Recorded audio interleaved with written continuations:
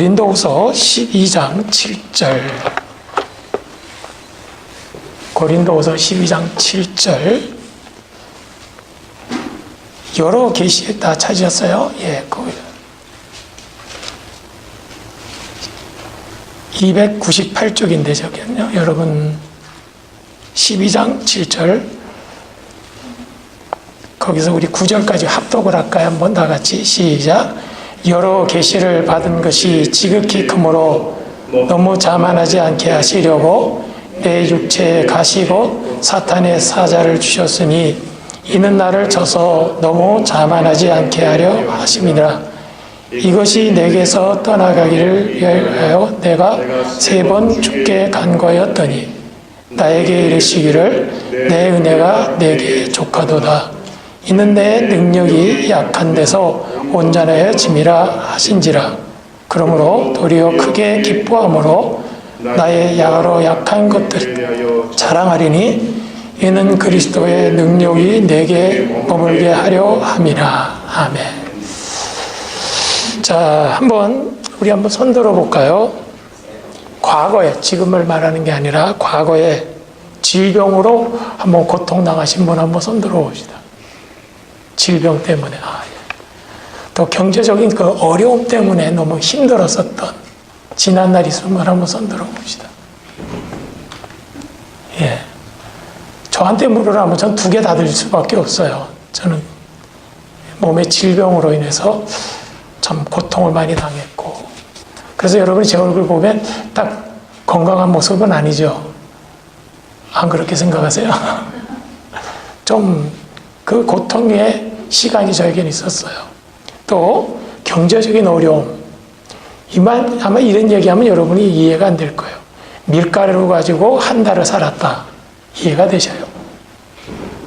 그 정도로 참 경제적인 고통을 당했습니다. 그럼 여러분은 어느 정도로 경제적인 고통을 당해보시고 또 어느 정도로 여러분이 질병으로 인해서 고통을 당해보셨습니까? 한번 생각해 보세요. 사실 한 가지 예를 들어서 우리 이 가난이라고 하는 이거요, 경제적 어려움이라는 거, 소위 말하면 배가 고픈 거 아닙니까? 그렇죠? 이 배가 고프면 어디가 예민해지는지 아세요? 코가 예민해집니다. 경제적인 어려움은, 가난이라고 하는 거는, 이 배고픔이라고 하는 거는 이 코가 아주 예민해집니다. 그러니까 배고픈 자는 절망할 수밖에 없지요. 그래서 배고픈 자는 생각이 아주 단순해요.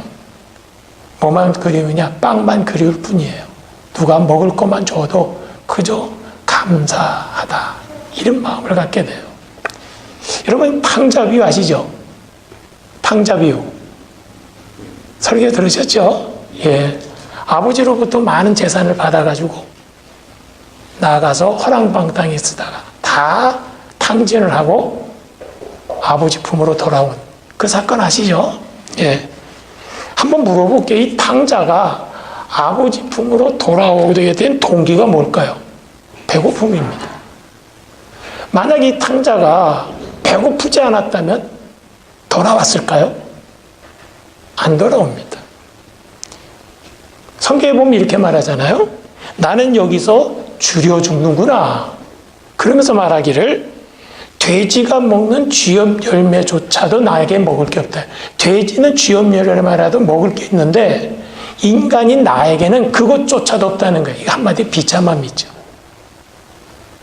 돼지가 먹을 쥐염 열매가 있으면 나에게도 최소한도 쥐염 열매는 있어야 되잖아요. 인간이니까. 그런데 거기에 기록하기를 뭐라고 하냐? 그것조차도 없다는 거예요.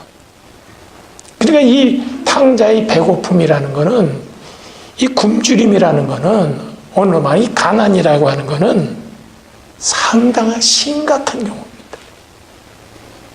그러니까 이 사람이 탕자에게는 지금 보세요. 체면 있어요, 없어요? 체면 없어요. 명예 있을까요? 명예 없어요. 자존심, 그까짓 거 문제되지 않아요. 체면이고 명예고 뭐 자존심, 이게 지금 문제되지 않는다는 거예요. 뭐 때문에? 배고픔 때문에. 이 배고픔이라는 게 일반적 배고픔 말하는 게 아니잖아요. 돼지가 먹는 것조차도 나에겐 없는 그 배고픔, 그 가난이라는 거죠. 만약에 질문해 볼게요. 탕자가 조금이라도 가진 것이 있었다면, 조금이라도 나름대로 성공한 것이 있었더라면 그는 아버지께로 돌아왔을까요? 돌아오지 않았을까요? 답은 둘 중에 하나죠. 돌아왔다, 돌아오지 않았다. 그렇죠? 한번 손 들어봅시다. 돌아왔겠다. 아이고, 안 돌아왔을 것이다. 그렇죠? 안 돌아와요. 쥐염 열매조차 먹을 것이 없으니까 돌아왔다는 거예요. 그러니까 굶어 죽을 지경이 되니까 돌아왔다는 거예요. 그때서 그는 아버지의 고마움을 한 거예요. 그전에는 몰랐어요. 부모의 고마움을 몰랐어요, 이 탕자가. 자기가 현실을 뛰쳐나가서, 아버지 품을 뛰쳐나가서 스스로 독립해보고 나름대로 성공해보려고 했지만 나가보니까 세상이 그리 만만하지가 않잖아요. 그렇죠? 나가보니까 완전히 이제 거지가 된 거예요. 완전히 가난한 인생이 된 거예요.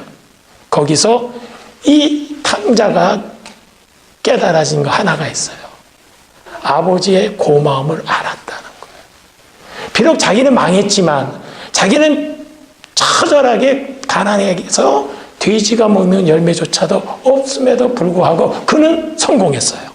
뭐에 대한 성공? 아버지의 고마움에 대한 성공을 한 거예요. 그것이 성공이에요.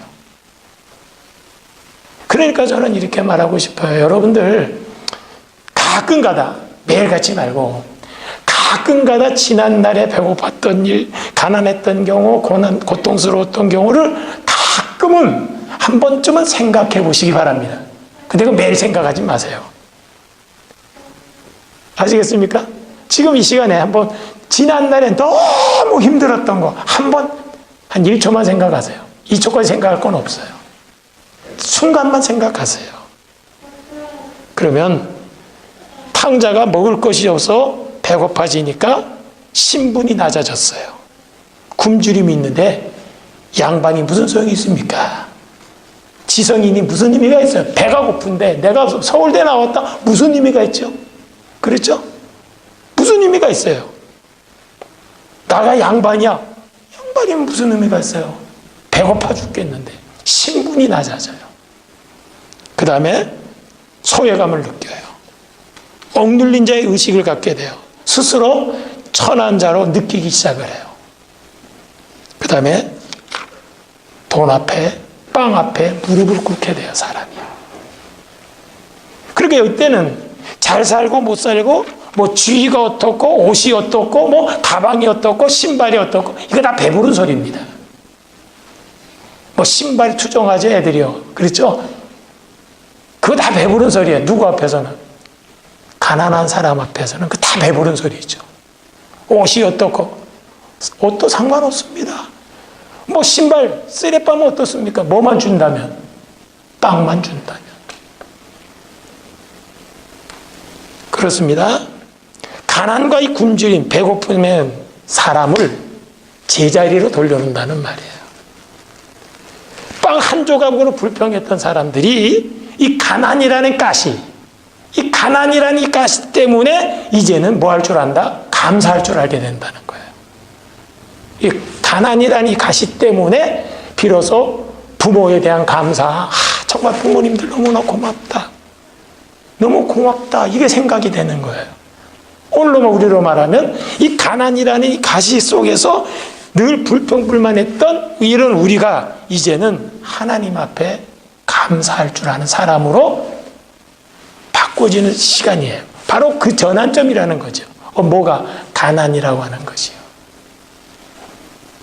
그러니까 이 육체적 가난이 우리에게 있는 것이 때로는 뭐예요? 약이 될 수 있어요. 그렇죠?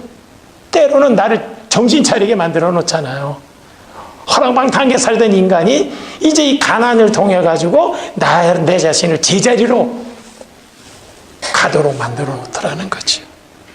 그래서 사도 바울이 지금 말하는 거예요. 내 육체에 지금 나 가시가 있다.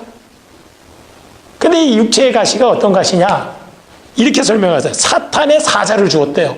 그 이 육체의 가시가 사탄의 사자가 준 가시라는 거예요. 이게 충격적인 얘기죠. 왜 이게 충격적인 얘기냐 봅시다. 근데 이 가시라는 게 원어상으로 보면 뭐냐면, 원어상으로 말뚝이라는 의미, 말뚝. 텐트를 칠 때 보면 말뚝을 박잖아요. 그렇죠. 이 말뚝이에요, 말뚝. 뾰족한 나무꽃으로 된 꽃챙이를 의미하는 거죠. 그래서 이 학자들은 이 가시에 대해서 세 가지 의견이 있어요. 육체에 질병이 있었다. 또 하나는 자기 동족이 예수 믿지 않는 것을 보고서 불신앙을 보고 막 가슴이 아팠다는 이 가시로. 또 하나는 유대인들 중에서 바울을 괴롭힌 사람들이 있었어요. 그래서 크게 세 가지 학자들의 의견이 있는데, 저는 개인적으로 생각할 때 이 육체의 가시를 저는 질병으로 좀 해석하는 것이 어떻겠나 이렇게 봅니다. 제 개인적인 학자들의 의견은 크게 세 가지로 나누는데, 제가 볼 때 개인적으로 갈라디아서 같은 데를 보면은 거기서 육체의 가시, 질병을 말하고 있구나. 저는 개인적으로 그렇게 생각을 합니다. 자, 그렇다면 질문해 볼게요. 사도 바울이 믿음대로 잘 산 사람입니까? 못 산 사람입니까? 집에 가서 대답하시려고 그래요? 자, 믿음대로 잘 살았어요? 못 살았어요? 우리 보고 찬송도 어떻게 하면 바울처럼 베드로처럼 그렇게 살고 싶어서 그런 찬송도 하잖아요. 그러면 잘은 몰라도 바울은 정말 믿음으로 잘 산 사람이 못 산 사람이에요? 잘 산 사람이에요. 정말. 그런데 육체에 가시가 있대요. 그럼 이런 생각 딱 들잖아요. 믿음으로 잘 산다는 사람이 질병이 있지? 왜 저렇게 병이 있지? 퀘션이에요. 믿음으로 잘 살면 복을 받아야 되잖아요. 근데 믿음으로 산 사람인데 어떻게 육체에 가시가 있느냐는 거예요. 근데 이제 어떤 사람은 가시로서 육체 가시를 안질이다. 눈병이 있었다. 어떤 사람은 간질.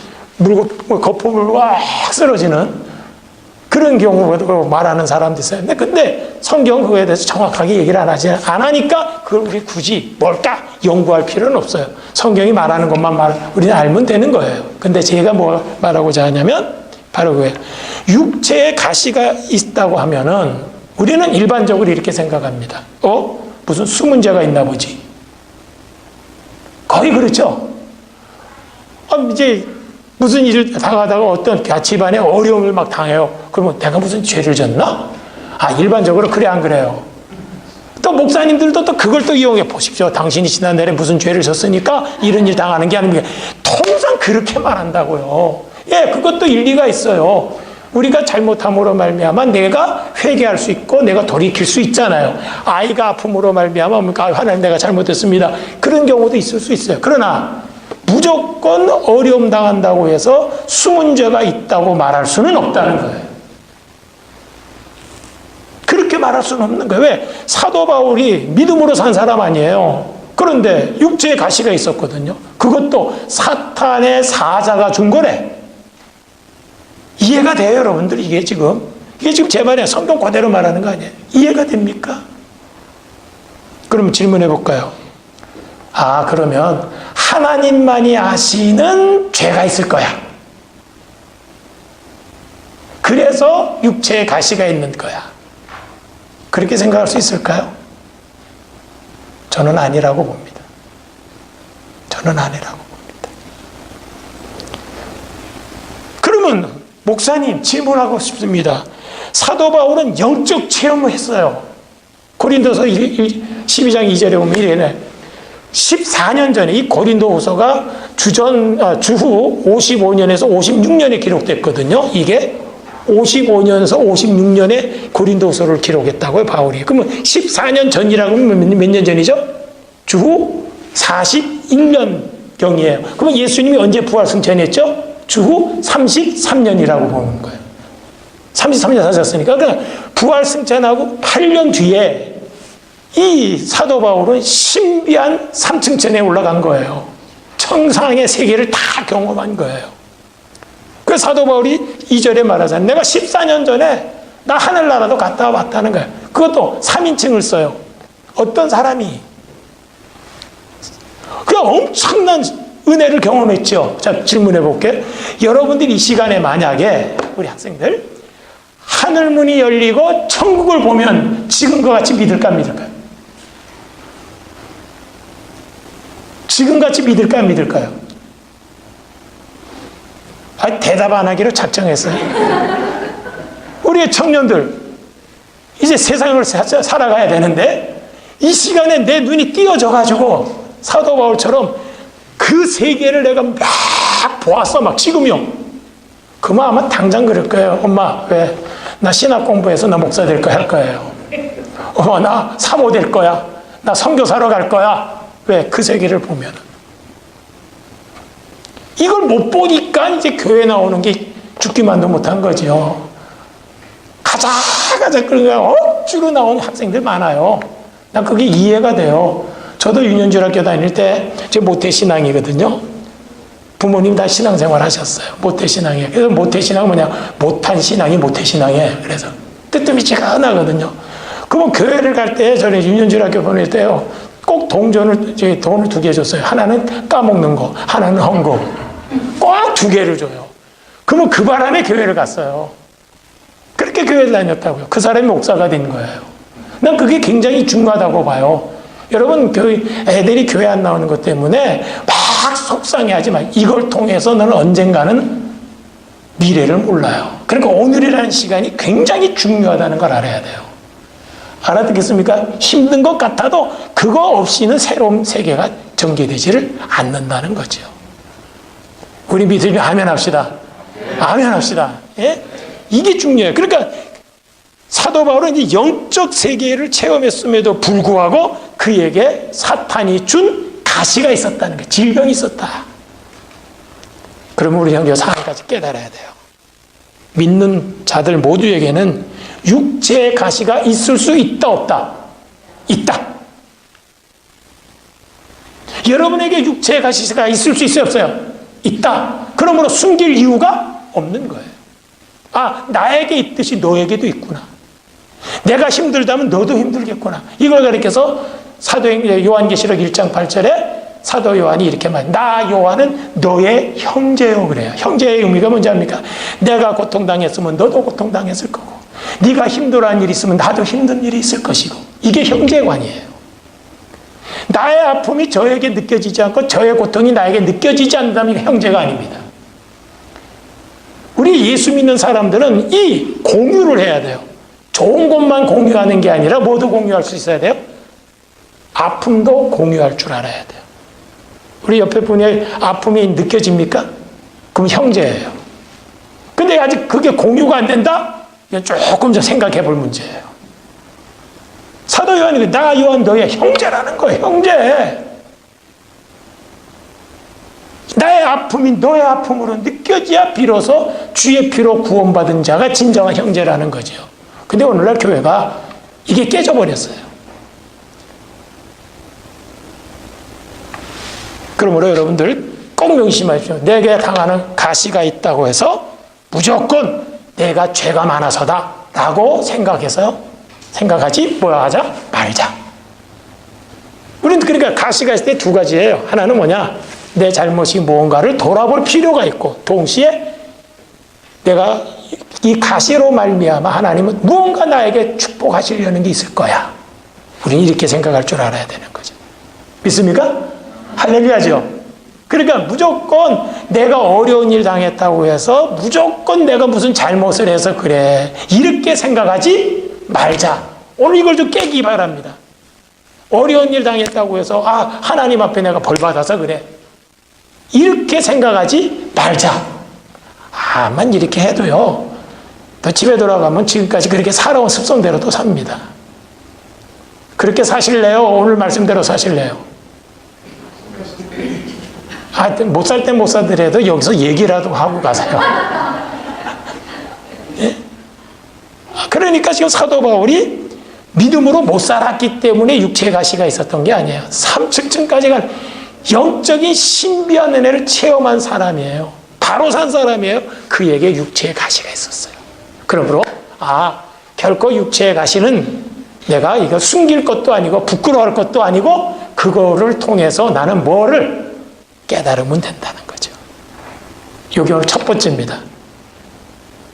옆 사람에 말합시다. 당신의 가시는 유익을 위해서 준 가시입니다. 인정되세요? 인정이 되세요, 여러분들? 그럼 오늘 설교 끝났어요. 간단하잖아요. 그러면 가시가 그럼 우리에게 어떻게 나타나느냐? 환경으로도 올 수 있어요. 환경적 가시. 가난, 배고픔, 환난, 시련, 일이 하는 일마다 자꾸 꼬여가. 되는 일이 없어. 이거 환경으로 인한 가시죠. 한번 손 들어볼까요? 목사님, 우리 집은요, 하는 것마다 요즘에 되는 게 없어요. 한번 손 들어봅시다. 그건 뭐예요? 환경이 우리에게 주는 가시예요. 제가 목회 35년을 하는데, 개척교회부터 지금까지. 그때 굉장히 쉬웠을까, 어려웠을까요? 굉장히 어려웠어요. 그 환경이 주는 고통이라는 건요, 이루 말할 수 없었어요. 그때마다 뭐인 줄 아세요? 울며 기도한 것밖에 없어요. 내가 할 수 있는 건 그거밖에 없더라고요. 그거밖에 없어요, 그거밖에는. 그러니까 환경으로 오는 그러한 가시가 있고, 또 하나는 인간관계를 통해서 와요. 인간관계의 가시가. 바울에게도 인간관계의 가시가 있었을까, 없었을까? 있었어요. 성경에 보니까 알렉산더 같은 사람. 눈에 가시였었어요. 알렉산더가 바울에게 얼마나 인간관계에 가시 노렸는지 몰라요. 디오드레베라는 사람도 있었어요. 그 사람은 바울을 접대하는 것이 그게 싫어가지고 접대하는 사람들에게 막 트집을 잡았어요. 접대하지 못하라. 하지 말라고. 그러니까 바울한테 그 가시 아니에요. 환경으로 인한 가시, 그 다음에 사람, 인간관계에서 오는 가시. 그럼 물어볼게요. 여러분에게 가시가 있습니까, 없습니까? 손 들어보세요. 있다. 괜찮아. 예, 알아요. 그럼 물어볼게요. 나는 누가 가시인 것 같습니다. 누가? 자, 누가 가실까요? 있다면서. 누가 가실까요? 목사님, 우리 교회에요, 누구만 없었으면 말이죠, 내가 신앙생활 잘했는데 큰 사람이 있어가지고 가시라고. 그렇게 우린 말하잖아요. 여러분 보세요. 사라에게는 하갈이 가시였잖아요. 야곱에게는 에서가 가시였다고요. 그러면 나에겐 누가 가십니까? 성경이 이런 말이죠.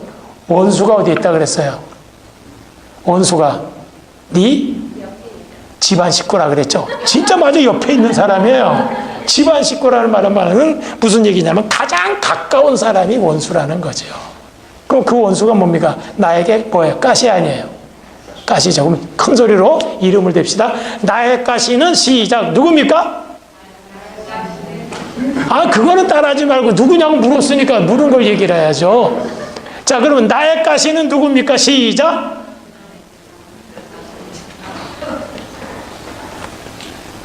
못 알아들어가지고서 그냥 끝까지 내가 나의 가시는 누구냐 물으면 누구입니다 이렇게 나와야죠. 자, 나의 가시는 누굽니까?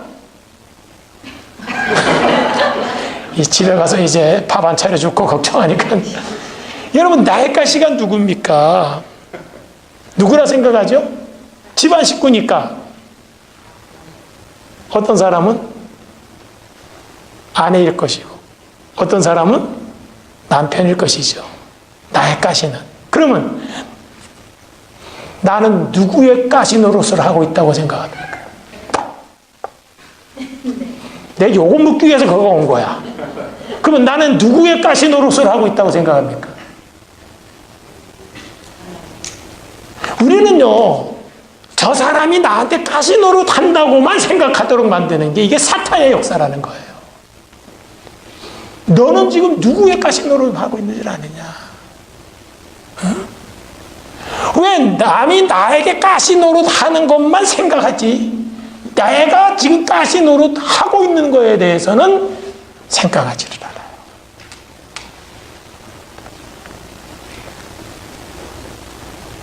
그러니까 인간관계가 해서 가시가 있을 수 있고 또 질병으로 인해서 가시가 있을 수 있다 그랬어요.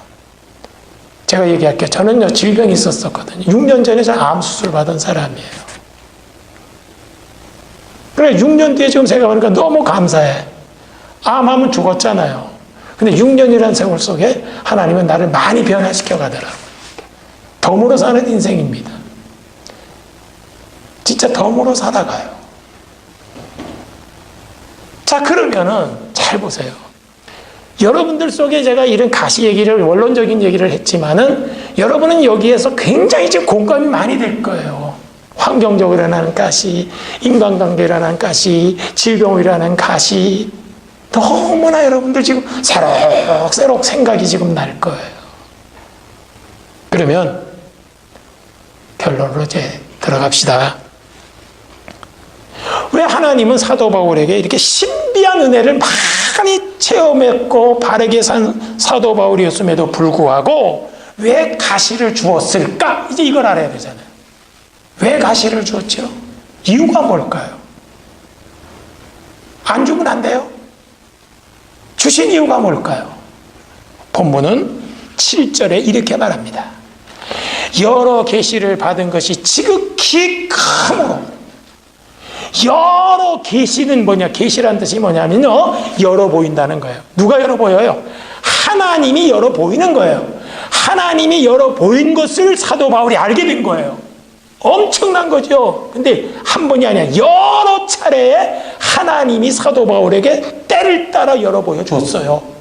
그러니까 이건 엄청난 은혜를 받은 사람이에요. 너는 내가 너에게 여러 계시를 받은 게 지극히 크기 때문이라는 거예요. 그러면서 말하기를 9절에 이렇게 말해요. 내 은혜가 내게 족하다 지금. 이것 때문에 가시를 줬대. 이해가 돼요? 아니 여러 계시를 받았고 내 은혜가 내게 족하면 내 은혜가 내게 족하니까 나 너에게 그러므로 복 줄 거야. 네 아들 잘 되게 해줄게. 네 아들 출세하게 해줄게. 너 성공해 해줄게. 이렇게 해야 정상 아니에요 지금요. 우리들의 일반적 신앙 사고에 의해서는 그렇게 돼야 돼요. 근데 사도 바울은 본문에서 뭐라고 말합니까? 아니에요 지금. 정반대예요. 여러 계시를 네가 받음으로, 지극히 큰 계시를 받음으로, 하나님의 은혜를 받은 게 너무 족함으로 난 너에게 가시를 주었다는 거예요. 이 목사님 이걸 어떻게 이해하겠어요? 이거를, 이 부분을 우리가 어떻게 해석해야 됩니까? 고민을 해야 돼요. 여러 계시를 받은 것이 지극히 크다고 말하고, 그 다음에 또 9절에 말합니다. 내가 너에게 준 은혜가 너무 족하다 이렇게 말해요. 그래서 내가 너에게 뭐를 줬다? 가시를 줬대요. 가시를 그래서 줬대요. 왜? 왜 줬을까? 이걸 알아야 되잖아요. 우리 이성으로는 도무지 그걸 헤아릴 수가 없어요. 우리 생각으로는 아니 이게 있을 수 있느냐, 이렇게 어떻게 그렇게 그래서 가시를 준다? 내 이성과 내 지성으로는 이게 도무지 이해가 안 돼요. 그런데 6절에 보면 그 답을 나와요. 바울이 무슨 말을 하는지 압니까? 이렇게 말해. 내가 본 놀라운 은혜를 내가 본 것을 너희들에게 다 얘기를 못한다는 거예요. 3층 정보를 다 너희들에게 얘기해. 만약에 내가 너희들을 그렇게 얘기한다면 너희들은 나를 한 인간으로 보지 않고 신격으로 볼 수도 있다는 거예요. 내가 만약에 여러분, 제가 계룡산에 가서 기도하는 가운데 하느문이라는 그 천상세계를 보아온 사람입니다. 그거를 내가 여러분들에게 지금 쫙 얘기를 하면 여러분 저를 어떻게 보겠어요? 어머머머머, 천국 갔다 왔대 저분이. 천국에서 하나님으로부터 계시를 받아가지고 그러면 여러분들이 저를 정상인 인간으로 보겠어요? 뭔가 좀 다른 인간으로 보겠어요? 예? 다르게 봅니다. 그래서 이만희가 나온 거예요. 이단 이만희. 그래서 그래서 사람들이 쫓아가는 거거든요. 그러면 보세요. 하나님이 바울에게 엄청난 은혜를 베풀어 주셨어요. 지극히 큰 계시를 때마다 시마다 막 허락해 주었어요. 그러면서 뭐까지 줬다? 가시를 줬다는 거예요. 그럼 이해가 되겠죠? 왜 자꾸 얘기를 하느냐? 여러분들이 이제 생각하라는 거예요, 저는요. 왜 줬는지 이제 알겠어요. 이제 예를 들어봅시다. 우리는요, 조금만 잘 돼도 뭐가 나오는지 아세요? 뭐가 조금만 잘 돼도 은근히 자기를 뭐 하고 싶어요? 자랑하고 싶고 높이고 싶고 많은 사람들이 자기를 뭐 해주고 싶어요? 알아주기를 원해요.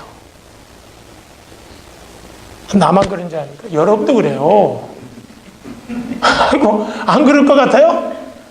목사님, 저는요 아무것도 못해요. 그런데 알아주기를 원하잖아. 은근히 그게 있다고요. 그러니까 육체의 가시를 허락한 동기를 말하고 있어요. 왜 너에게 육체의 가시 준 동기가 뭔지 알아? 너 너무나 큰 은혜를 받았기 때문에야. 너무나 너는 엄청난 큰 은혜를 내가 너에게 줬기 때문에, 그것 때문에 내가 너에게 가시를 줬어. 무슨 얘기입니까? 무엇 때문에 줬을까? 여기서 이걸 우리는 알아야 돼. 뭐냐? 한마디로 말하면 받은 은혜가 크면 클수록 인간은 교만해질 수 있는 위험성이 있다는 걸 주님은 아셨다는 거예요.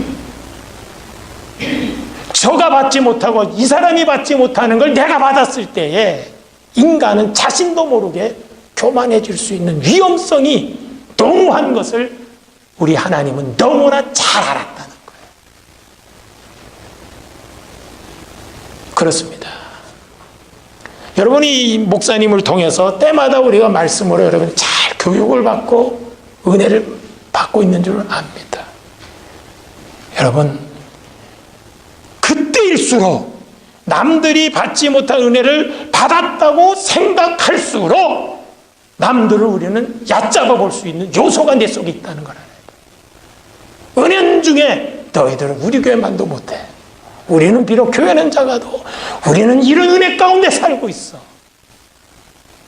이런 위험성이 우리에게 있을 수 있다는 걸 보여주는 거예요. 이해가 되시죠? 그런 위험성이 우리 속에는 너무나 있다는 거예요. 바로 그럴 때 여러분은 맡은 직분이 너무나 중요합니다. 왜 이제 여러분들을 통해서 그 다음에 많은 영혼들을 하나님이 구원해낼 때에 나도 모르는 사이 여러분들은 이 교회의 중직자의 위치에 있게 될 수밖에 없어요. 그때에 이 은혜가 너무 크게 받은 거 아닙니까? 이때에 주의하세요. 나를 통해서 10명, 20명이 막 전도가 되어졌을 때, 나를 통해서 병자가 치유가 되고, 나를 통해서 심령이 가난한 사람들이 막 회복이 되고, 우리 가정에 놀라운 축복의 역사가 막 나타날 그때에 주의하세요. 그때에 주의하세요. 나도 모르는 사이에 뭐 할 수 있다? 교만해질 수 있다는 거예요. 그때에. 그러니까 우리 속에 뭘 줍니까? 가시를 주는 거예요. 가끔가다 일이 되도록 안 되도록. 만약에 이 교회가 매주요 하루에 3명씩 등록한다 그래. 아마 이 목사 대단히 교만해질걸요. 여기 계신 분들은 더 교만해질걸요. 우리 목사님이 최고야. 그럴 것 같아, 안 그럴 것 같아? 대답해 보세요. 12시면 내 끝낼 거예요, 어쨌든. 12시까지라니까. 강사가 뭐가 강사인 줄 아세요? 강의만 하고 바람과 함께 사라지는 게 강사거든요.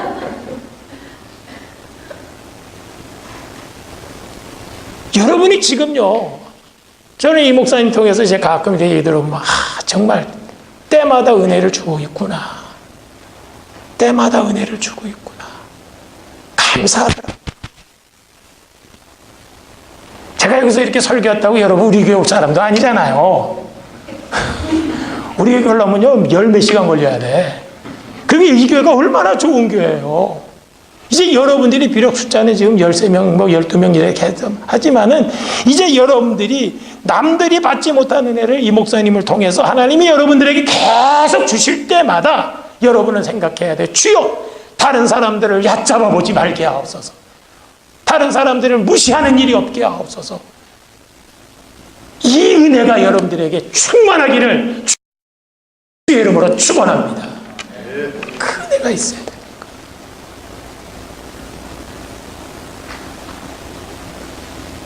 여러분,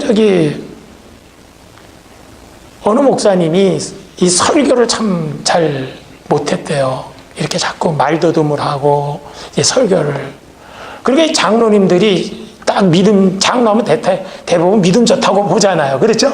장로님들이 믿음 좋다고. 그런데 하도 이제 말 더듬고 이렇게 하고, 교인들이 한 50명 되는 교회인데 자꾸 말을 더듬고 이렇게 설교를 힘들어하니까 장로님들이 불러가지고 그랬대요. 목사님, 아무래도 안 되겠습니다. 산에 가서 40일 금식 기도하고 오십시오. 그리고 고쳐서 오라고. 그러니까 이 목사님이 그 말이 맞아요, 틀려요? 그럼 맞다. 그래서 알겠다. 그래서 산에 가서 금식 기도하고 내려온 거예요. 근데 이 말더듬이 고쳐질까, 안 고쳐질까요? 안 고쳐진 거예요. 그러니 목사님이 얼마나 답답하겠어요. 얼마나. 근데 이제 얼마 있다가 도저히 안 되니까 또 이 장로님들이 또 하는 얘기가 그런 거예요. 아무래도 안 되겠습니다, 목사님. 이래가지고 되겠습니까? 만약에 이 장로 중에서 자기 속에 가시가 있었으면은 그런 말 할까 안 할까요? 안 하죠. 그거 안 하죠. 자기 속에 가시가 있었으면은.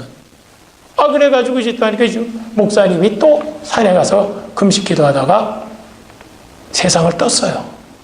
하늘나라를 가셔버린 거예요. 그러니까 이런 장로가, 교회를 위한다고 하는 이런 장로가 만약에 그 속에 뭐가 있었다면, 가시가 있었다면 그 장로는 그렇게 교만하지는 않았을 거예요. 그 교회에 그 아버지가 세상을 떴잖아요. 그 목사님이 세상을 떴는데 그 아들이 누구냐면 이찬수 목사님이에요. 아시죠? 이찬수 목사님. 분당교회. 분당이에요.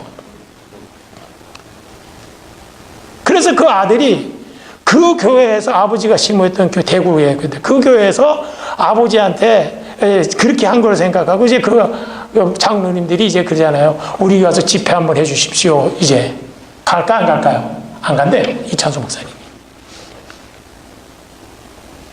그러니까 이 장로들은 뭐가 없었어? 가시가 있었더라면 그렇게 하지 않았겠죠. 예? 그러니까 가시가 좋은 거야, 안 좋은 거예요?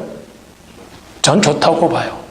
뭐 하지 않는데, 교만해지지 않는데 꼭 있어야 될 것이 난 가시라고 봐요. 그럼 여기 손 들어보세요. 나에게 가시가 있습니다. 손 들어보세요. 가시 하나도 없어요, 이게요? 와, 여러분, 복이에요. 그거. 예?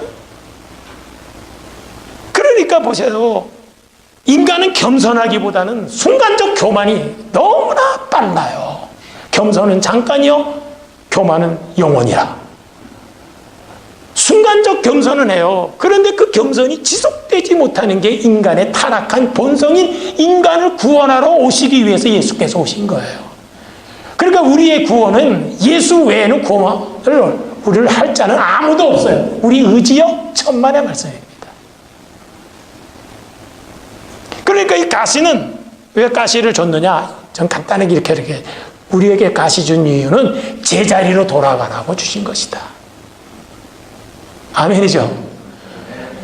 가시를 주신 거는 네 자리가 어딘 줄 알아라 이 말이에요. 아들들은, 자신들은 네 자리가 어딘 줄 알아라. 아버지의 위치에도 올라가면 안 된다. 네 자리는 자녀의 자리야. 이거예요. 부모는, 네 자리는 부모의 자리야.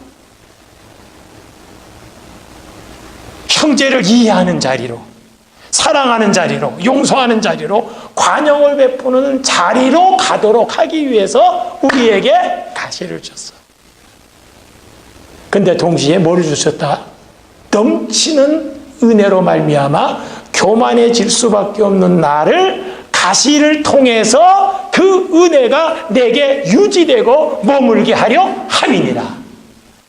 이것이 오늘 본문의 내용인 것입니다.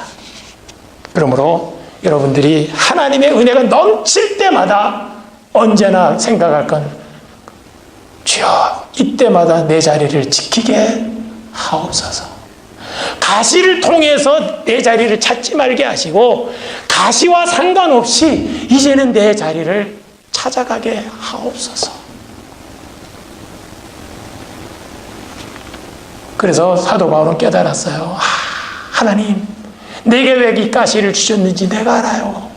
그래서 하는 말이 이렇게 말합니다. 너무 자만하지 않게 하려고 가시를 주었다. 자만이 뭐죠? 교만하지 않게 하게. 이걸 한 거예요.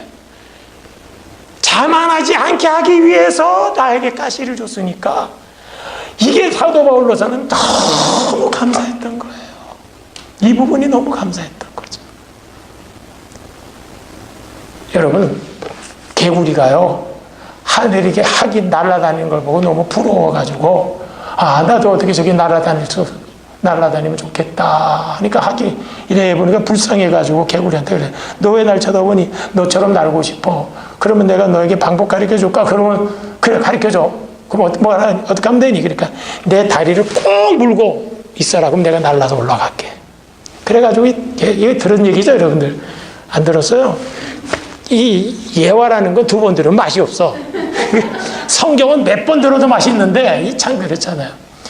이제 꼭 물고 이제 하늘을 쫙 올라갔어요. 그러니까 하늘에서 봐야 안 봐지, 개구리가 지금. 그러니까 너무 신난 거야. 그때 밑에 있는 개구리가 부러운 거야, 저 개구리를 보니까. 개구리야, 너 어떻게 그렇게 해서 올라가게 됐니? 물으니까 내가 그러다 떨어져가지고 배 터져 죽었대. 우리는 조금만 뭐가 잘만 돼도 꼭 뭐가 나온다? 내가. 꼭 내가라는 요구에 꼭 나오는 게 이게 문제라는 거예요. 그러니까 사도 바울이 엄청난 은혜를, 큰 은혜를 받았다고 말하잖아요. 지극히 큰 계시를 내가 받았고, 예수님 하나님 친히 말합니다. 내 은혜가 내게 족하다. 그 엄청난 은혜를 받은 내가, 이런 나였기 때문에 하나님은 더 나가서 그런 내가 겸손으로 살아가게 하려니까 가시를 주셨구나. 그래서 자만하지 않게 하려 함이니라. 가시를 준 동기는 엄청난 은혜를 주셨기 때문이요. 가시를 준 목적은 그로 말미암아 교만하지 않게 하기. 그래서 가시를 준 걸 깨달은 거예요. 근데 이게 언제 깨달은 줄 아세요? 이거 언제 깨달은지 아세요? 성경에 보면 일어납니다. 이 육체의 가시를 위해서 3번 기도하였더니, 그렇게 말해요. 몇 번요? 3번. 이거 무슨 말이냐? 지속적으로 기도했다는 거예요. 지속적으로 기도해서 깨달은 거야. 뭘? 이 가시가 나에게 얼마나 유익된가를 깨달은 거야. 할렐루야! 그러니까 기도하는 사람만이 깨닫는 게 뭐냐? 가시도 내게 유익이라고 깨달을 수 있는 사람은 기도하는 사람이라는 거예요. 기도하는 사람은 깨달을 수 있어요. 지금 내가 힘들고 어려운 것이, 이것이 얼마나 나에게 소중하고 얼마나 나에게 유익된 것인가를 누가 알게 된다? 기도하는 사람이 하는 거예요. 할렐루야죠, 여러분. 그래, 옆 사람 말해서 기도하자.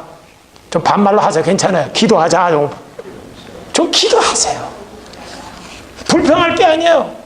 그 기도를 통해서 그는 깨달은 거예요. 하나님은 내가 받은 은혜로 말미암아 교만해지는 것을 하나님이 그렇게 싫어하셨다는 거예요. 교만해지는 걸 그렇게 싫어하셨어요. 왜? 이유는 뭘까요? 교만한 자를 하나님이 물리치기 때문에. 세상 부귀영 아무리 누리면 뭐합니까? 하나님이 물리쳤는데. 물어봅시다. 사울왕 되고 싶으신 분. 사울왕. 왕인데 왜 안 되고 싶어요? 왜 안 되고 싶어요? 하나님 앞에 물리침 당했잖아요. 부귀영화 아무리 누리고 출세했어도 뭐 하면 하나님이 물리치면 그 인생은 그거랑 끝이에요. 바울은 그걸 한 거예요. 뭐를 통해서? 기도를 통해서. 3번 기도하였더니 결론적으로 말합시다. 기도를 통해서 사도 바울은 육체의 가시가 자기 몸에서 떠난 게 아니에요. 거에 있었어요. 그 육체의 가시가 자기에게 유익이라는 것을 깨닫게 됩니다. 저는 이렇게 말하고 싶어요. 우리의 깨달음이 좀 수준 높은 깨달음을 깨달아야 된다는 거예요. 수준 높은 깨달음. 매나 얻어맞으면 우리가 잘못했으니까 내가 이런 매를 맞았어. 목사님 이제 또 잘할게요. 이런 식의 신앙생활은 오늘로 종지부칩시다. 우리 그렇게 신앙생활하면 안 돼요. 그러면 이제 그런 사람은 맨날 이제 하나님이 뭐 해야 되죠? 그런 사람은 맨날 하나님 뭐 해야 돼, 그러면? 맨날 두드려 패야 돼. 왜? 그때야만이 맨날 이제부터 잘할게요. 이제부터 잘할게요. 그러면 그 사람은 1년에 몇 번 맞아야 될까요, 그러면? 우리는 매를 맞아가지고서 바로 할게요. 이제 신앙생활 믿음으로 할게요가 아니에요. 그분의 사랑에 감동되고 그분이 나를 위해서 이런 인생을 끝까지 이끌어 가시는 그 은혜에 감사로 신앙생활하는 거예요. 이해가 되죠, 여러분들? 그 은혜로 사는 거죠. 그래서 사도 바울이 이렇게 말합니다. 나는 자랑할 것이, 나 막 자랑하고 싶다는 거예요. 이게 결론이죠. 뭐 자랑하고 싶은지 아세요? 내 약한 걸 자랑하고 싶다. 이게 결론이에요. 나 내 약한 거 자랑하고 싶다는 거예요. 내 그 가식을, 난 모든 사람에게 그 가시를 말하고 싶다는 거예요. 그렇다고 여러분들 가가지고서 말하지 마세요. 예? 큰일 나요. 예. 그거를 상대가 소화를 못 시키잖아요. 그러니까 결론은 이거죠. 여러분들, 내 약한 것 때문에, 가시가 때문에 기죽지 말아라. 그것 때문에 남들이 나를 무시하면 어떨까? 그렇게 생각하지 마라. 알아듣겠어요? 여러분의 가장 약점, 그것 때문에 고민하지 마세요. 하나님은 나에게 은혜를 통해서 더 겸손한 사람으로, 더 낮은 사람으로 만들고 싶어서 나에게 뭐를 때려 주실 때가 있다? 가시를 주실 때가 있다. 그것이 우리의 받은 은혜 아닙니까? 난 그것이 십자가의 은혜라고 봐요. 여러분의 현실에서 자유하시기 바랍니다. 이 숫자면 어때요? 문제는 이 시간에 하나님의 은혜가 임하고 있느냐 없느냐가 중요하죠. 이해가 되십니까, 여러분들? 그러니까 오늘 집에 돌아가셔서 이 고린도후서 12장 7절에서부터 10절까지를 정말 겸손하게 읽으셔서 하나님이 제일 싫어하는 게 뭐다? 교만이다. 이 교만을 얼마나 싫어하는지 여러분이 깨달으셔서 꼭 겸손한 사람으로 여러분이 하는 일들이 주의 축복 속에서 늘 번창하기를 주의 이름으로 축복합니다. 승리하십시오. 하나님께 감사하십시다. 영광 돌리십시다. 좀 예수 믿는 걸 좀 신바람 나게 믿을 수 있어야 돼. 그러니까 이제 교회 나올 때 나 일은 나기 때문에 나 이제 못 나가겠어요. 남들이 날 손가락질하면 어때요? 이게 다 사탄의 음성이에요. 사도 바울은 그거로 되려 자유했어요. 나 약해. 나 가시 있어. 나 문제될 거 없어. 그분이 나를 인정하고 그분이 나를 사랑하셨어. 이게 십자가의 은혜를 받은 자의 삶이라 여겨지는 것입니다. 이 은혜를 여러분이 받았다고 믿습니까? 네. 믿습니까? 우리 한번 이렇게 통성으로 기도할 때 이렇게 기도합시다. 주여, 나를 이렇게 사랑하셨네요. 나를 이렇게 사랑하셨네요. 이 고백이 오늘 여러분들에게 흘러나기를 바랍니다. 우리